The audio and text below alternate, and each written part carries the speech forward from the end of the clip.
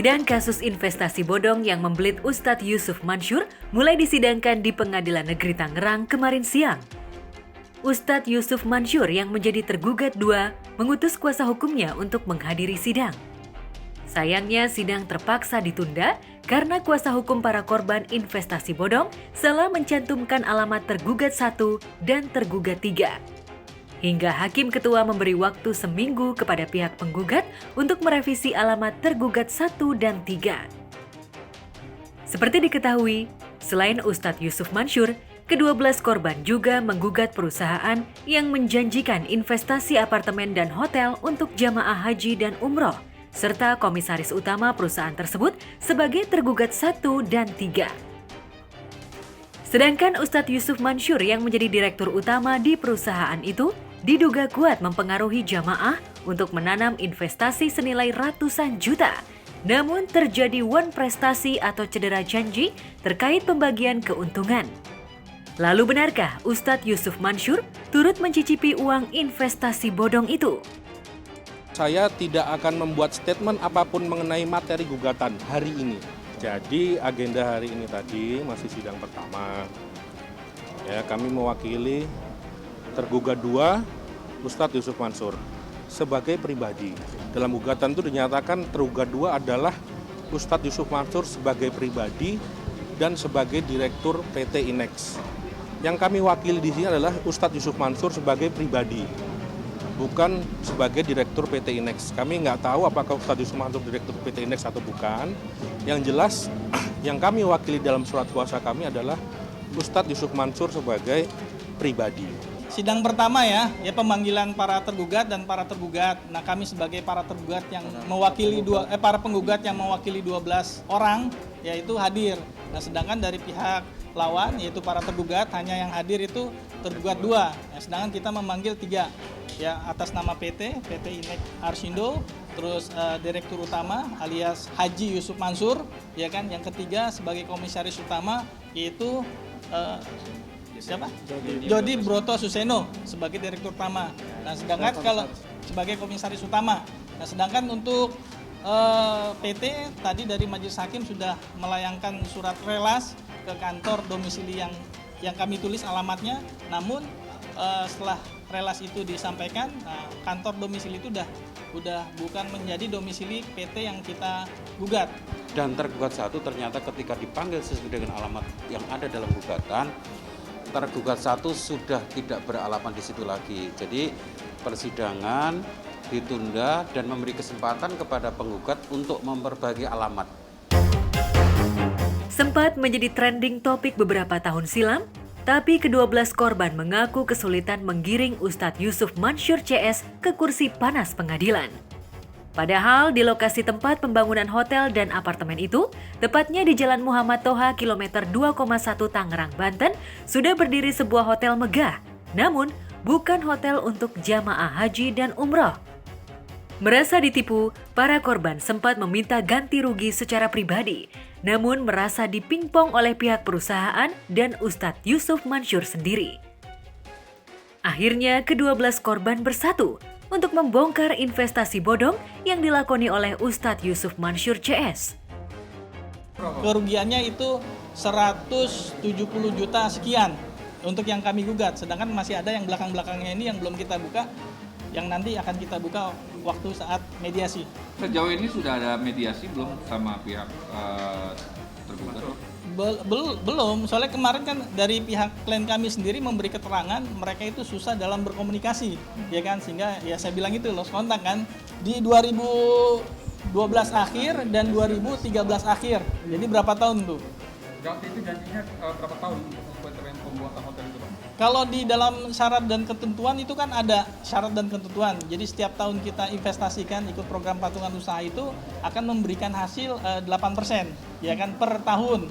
Ya akan memberikan bagi hasil 8% per tahun. Nah, cuma sampai saat ini klien kami lapor ke kami itu 8% pun tidak diberikan, apalagi pokoknya. Saya begini begitu, punya kejelekan ini kejelekan itu, payah, penipu, pembohong, makan duit orang.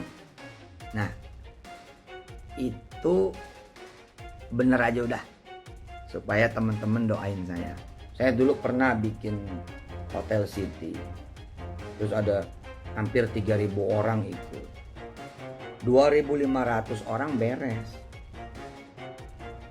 400 berapa ya begitu belum beres. Karena data terpontal-pontal, data hilang apa segala macam. Itu juga kalau ada yang datang minta dipulangin ya, karena satu dan lain hal ya, secara usaha bisnis ya namanya usaha bisa jalan bisa kagak, bisa lancar bisa kagak. Nah, itu juga yang belum selesai nih, nggak bandingannya juga yang selesai 2.500. Kalau emang kita mau bau ya mestinya 2.500 tuh tidak ada satupun dong yang pulangin atau kemakan semua duitnya sama saya. Enggak, beres. Pokoknya ada yang nyaut juga gitu, pulangin aja, kita lebihin, nggak pernah nggak dilebihin. Terus misalkan ada satu ibu, saya pernah datang ke rumah, terus saya bilang kenapa emang mau diambil duitnya. Cerita buat anaknya sekolah, anaknya nyantren. Terus saya tawarin, baik-baik saya tawarin. Ya udah anaknya jadi anak saya aja, dari TK sampai S1 saya biayain. Berapa anak? 2 dia kata. Udah dua-duanya. Sebagai pendakwa sekaligus pebisnis, bisa dibilang Ustadz Yusuf Mansyur sudah terbiasa menghadapi kasus hukum. Selain investasi bodong dan wan prestasi, Ustadz berusia 45 tahun ini juga sempat tersandung kasus penipuan berkedok sedekah.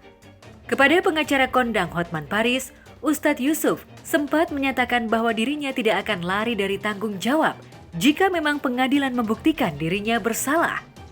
Lalu benarkah Ustadz Yusuf Mansyur terancam hukuman 4 tahun penjara? Jadi sempat Bapak mengumpulkan dana dari 2.900 umat. Iya kan, dulu kan Berapa per orang dapat waktu itu? kurang lebih semuanya total sekitar 30-an. 30 apa? 30 miliar. 30 miliar. Iya, tapi kan hotelnya aja 150 miliar. Sisanya kan pakai duit kita. Oke, 30 miliar ini sudah kepakai semuanya? Ya kepake lah kan, waktu itu kan kita beli udah matang. Beli setengah matang karena udah kita take over dari BTN. Oke. Nah, utang BTN sendiri 65 miliar. 65 miliar itu udah lunas juga di 2018. Ini sebenarnya isu kecil, isu yang cuma 2 orang. Ya. Saya berdiri ada, rumah saya jelas, pesantren saya jelas. Tapi nggak ke saya ngadunya. Diambil sama orang lain. Dan nuntutnya juga nggak kira-kira, misalkan ada yang 10 juta, naruhnya mintanya 1,8 miliar. Dari 2017 dilaporkan ke berbagai kepolisian, dan terakhir gugat perdata. Kepolisian asal mau ngelaporin saya, itu press conference. Besar-besaran.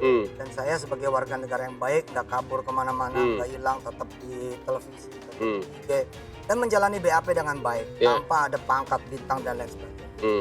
Nah, ketika saya menang SP3, saya tidak keluar-keluar. Tapi lapor lagi, terakhir gugat perdata. Gugat perdata 2020 juga begitu. Nah, ternyata ditolak oleh hakim. Jadi udah berapa kali Pak Ustadz digugat perdata? Perdata baru sekali, ini yang kedua.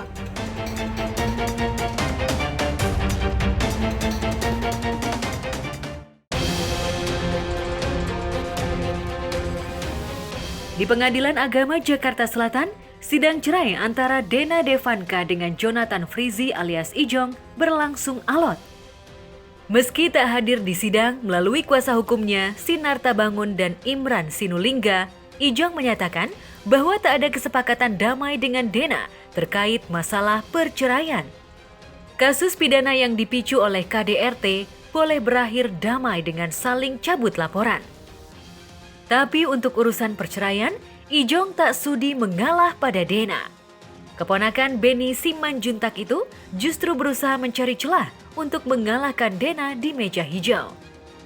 Salah satu strategi Ijong adalah dengan mengajukan gugatan rekonvensi atau gugatan balasan. Karena dalam gugatan cerainya, Dena tak mengajukan gugatan hak asuh anak, kubu Ijong gerak cepat dengan melayangkan gugatan hak asuh ketiga anaknya. Kita nggak ada ya sampai sekarang melihat ada kesepakatan damai ya, yang tertulis. Tidak ada. Di dalam bukti-bukti kita juga tidak ada kesepakatan damai untuk perceraian. Ya. Kesepakatan damai di pidana memang ada.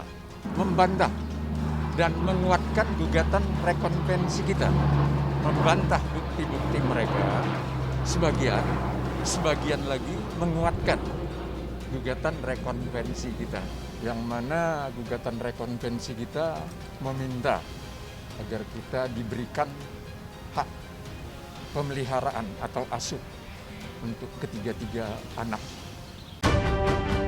Berbeda dengan kubu Ijong, usai sidang, kubu Dena enggan diwawancarai awak media.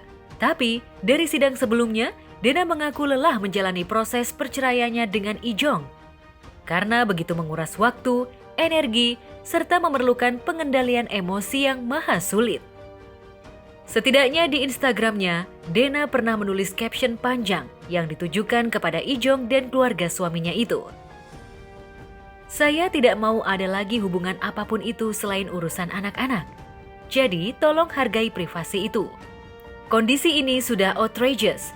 Saya sibuk mengurus anak saya dan juga bekerja. Jadi, silakan Anda mencari kesibukan di mana jangan mengganggu kehidupan kami lagi. Anda nggak pernah paham kan bagaimana perjuangannya hamil, melahirkan, menyusui, membesarkan ketiga buah hati.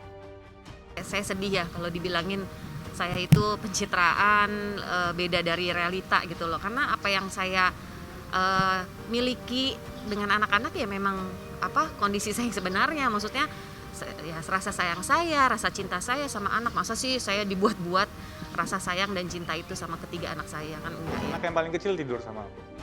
Ya. Kan abang juga tahu lah. Jadi gimana tuh suasana rumah namanya suasana kalian di Instagram udah begitu panas? Dibuat saling anak-anak menghindar aja, buat gitu? anak-anak bisa lah. Demi anak-anak harus enak sih. Demi anak-anak harus enak sih. Caption bernada peringatan yang ditulis Dena itu segera diantisipasi oleh pihak Ijong dengan membeberkan perjuangan Ijong sebagai kepala keluarga. Karena merasa punya penghasilan tetap dari industri hiburan, Ijong merasa mampu menafkahi dan menyekolahkan ketiga anaknya hingga mereka tumbuh dewasa dan mandiri. Tapi benarkah pihak Ijong kesulitan mencari saksi untuk menguatkan gugatannya? Ini adalah gugatan daripada penggugat, gugatan cerai. Gugatan cerai itu yang bersangkutan dari pihak wanita ya harus siap-siap saya katakan. Dan di samping itu kita buktikan bahwa yang bersangkutan atau penggugat juga bekerja dan bisa mampu untuk memberikan hadanah nantinya. Kami tetap sesuai dengan gugatan kami untuk memohon kepada majelis supaya putusan majelis nanti sesuai dengan pasal 36. Jadi hak asuh bersama, hak penuh bersama. Itu yang kami minta tadi. Dan selanjutnya nanti kami sidang tanggal 27 Januari, itu nanti kita saksi-saksi untuk membuat bukti-bukti tertulis. Ini masih kita belum bisa katakan. Tapi intinya saksi-saksi itu nanti menguatkan daripada bukti-bukti kita ataupun membantah daripada bukti-bukti mereka. Dan majelis juga tadi sudah memberikan waktu kepada kita karena saksi-saksi juga masih berada di luar kota.